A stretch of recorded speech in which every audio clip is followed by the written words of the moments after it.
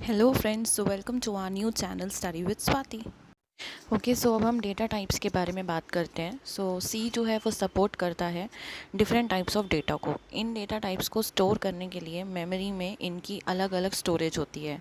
सो सी language में 4 types के fundamental data types होते हैं। फर्स्ट वन इज़ कैर, जिसे हम बोलते हैं कैरेक्टर। किसी भी सिंगल कैरेक्टर को स्टोर करने के लिए हम कैर का यूज़ करते हैं। सेकेंड वन इज़ इंटीजर, जिसे इंट बोला जाता है। इंटीजर वैल्यू को स्टोर करने के लिए हम इंट का यूज़ करते हैं। Third one is float, decimal number store करना होता है जब हमें, तब हम इसका यूज़ करते हैं। और फोर्थ वन इज़ डबल, तो डबल प्रिसीजन डेसिमल नंबर जो होता है जब हम उसको स्टोर कराना चाहते हैं तब हम डबल डेटा टाइप का यूज़ करते हैं। सो अब हम इनपुट और आउटपुट के बारे में बात करते हैं कि सी लैंग्वेज में इनपुट और आउटपुट कैसे होता है। सबसे 3 मेन फंक्शंस हर प्रोग्राम में इंपॉर्टेंट होते हैं। वो क्या कि इनपुट कैसे किया जाता है। तो इनपुट हम कैसे करते हैं, कीबोर्ड के थ्रू। जब भी हम कोई डिजिट सेंड करते हैं तो डैट इज़ कॉल्ड इनपुट। जब हम इनपुट भेजते हैं तो कंप्यूटर में उसकी प्रोसेसिंग होती है। प्रोसेसिंग होने के बाद वो आउटपुट की फॉर्म में हमें शो होता है स्क्रीन पर, तो उसे हम आउटपुट कहते हैं। और जनरली हम कीबोर्ड के थ्रू ही इनपुट कराते हैं, ऑब्वियसली आप सबको पता है। और आउटपुट हमेशा स्क्रीन पर विजिबल होता है, इसलिए हम उसे आउटपुट कहते हैं। So the input output is perform through a set of library functions. तो इनपुट और आउटपुट जो है, ये जो हम प्रोसेस परफॉर्म करते हैं, ये कुछ लाइब्रेरी फंक्शंस होते हैं प्रोग्रामिंग के अंदर, उसके थ्रू ये सब परफॉर्म किया जाता है और उसे सी कंपाइलर के थ्रू सप्लाई किया जाता है। The set of library functions that performs input and output operations, वो सेट ऑफ लाइब्रेरी फंक्शंस, वो फंक्शंस जो इस इनपुट आउटपुट के ऑपरेशन को करता है, उसे स्टैंडर्ड इनपुट आउटपुट लाइब्रेरी बोला जाता है। ओके, सो सी लैंग्वेज के बारे में छोटी सी इन्फॉर्मेशन और देते हैं आपको इन वेरी शॉर्ट। उसमें क्या है कि सी लैंग्वेज जो है वो एक केस सेंसिटिव प्रोग्रामिंग लैंग्वेज है। तो इसके अंदर आप जब भी कोडिंग करोगे आपको स्मॉल कैप्स का यूज़ करना पड़ेगा, मींस स्मॉल लेटर्स का। इसका जो सिंटेक्स होता है उसमें सबसे पहले आप डेटा टाइप देते हो। उस डेटा टाइप में आप क्या क्या मेंशन कर सकते हो कि वो किस टाइप का है, इंटीजर है, कैरेक्टर है, फ्लोट है या डबल फ्लोट है, ये मेंशन करते हैं। Second thing, variable name. Variable name में आप कोई भी कैरेक्टर का नेम दे सकते हो, कोई भी स्पेशल कैरेक्टर का नेम ले सकते हो, कोई अल्फ़ाबेट यूज़ कर सकते हो, A = 5 ऐसे करके, या अपना नेम भी। और वेरिएबल नेम के बाद हमें सेमी कॉलन मेंशन करना बहुत ज़रूरी होता है। अगर हम सेमी कॉलन नहीं पुट करते तो हमारे प्रोग्रामिंग में एरर्स आने लग जाते हैं और उस एरर को हम सिंटेक्स एरर कहते हैं। उसके बाद जो ये एरर्स होते हैं उसे हम कंपाइल टाइप एरर्स कहते हैं, क्योंकि जब भी हम अपना प्रोग्राम रन आउट करते हैं तो रन करने से पहले हम उसे कंपाइल करते हैं, जिसके बारे में अभी आगे आपसे डिस्कस करेंगे। सेकेंड थिंग, जो नीचे आपने ब्रैकेट्स देखे हैं, वो उसका एक अपना रोल होता है और वो तब लगाए जाते हैं जब कोई कंडीशन स्टार्ट होती है और जब कोई कंडीशन एंड होती है। जब हमें किसी भी प्रोग्राम को कंपाइल करना होता है, कंपाइल किसे कहते हैं, जैसे आपने एक प्रोग्राम लिख लिया, उसके बाद आपको चेक करना है कि उसमें क्या क्या एरर्स हैं रन करने से पहले, तो उसे कंपाइल बोला जाता है। तो कंपाइल करने के लिए शॉर्टकट कीज़ होती हैं हमारी सी लैंग्वेज में, और वो शॉर्टकट की कौन सी होती है, Alt+F9। जब आप ये दोनों कीज़ को एक साथ प्रेस करोगे तो आपके जो प्रोग्रामिंग में जितने भी एरर्स होंगे वो सब शो होने लग जाएंगे और एक एक करके आप उसे करेक्ट कर सकते हो।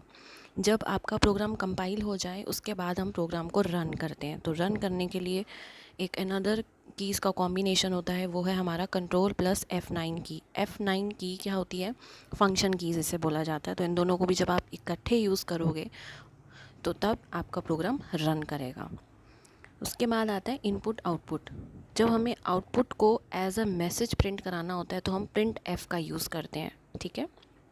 और जब हमें वैल्यू चाहिए होती है, जब हमें इनपुट करवाना होता है, तो हम किसके थ्रू कराते हैं, स्कैन एफ के थ्रू।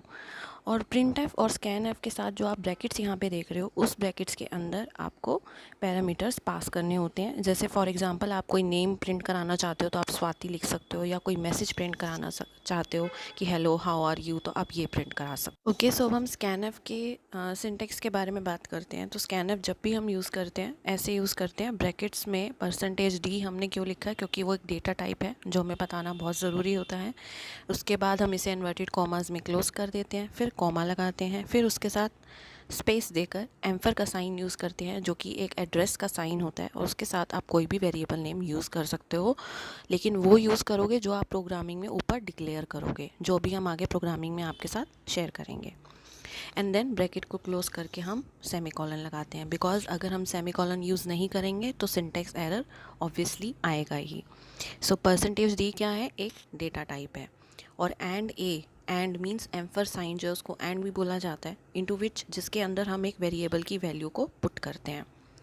जब हमें अपने कंपाइलर को कुछ इन्फॉर्म करना होता है कि हमें कुछ लिखना है, तो वो हम किस में लिखते हैं, ब्रैकेट्स में, और ब्रैकेट्स के अंदर हम इन्वर्टेड कॉमास का यूज़ करते हैं। ओपन भी होता है और क्लोज्ड भी होता है।